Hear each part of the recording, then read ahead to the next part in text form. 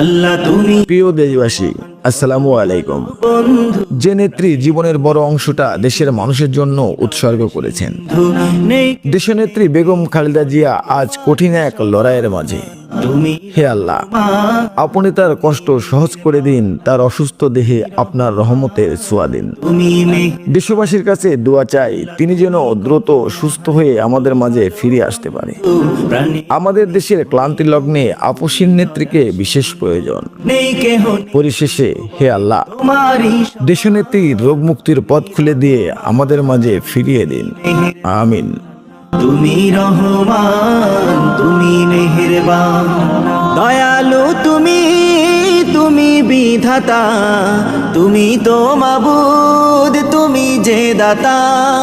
দয়ালু তুমি, তুমি বিধাতা, তুমি তো মাবুদ, তুমি যে দাতা।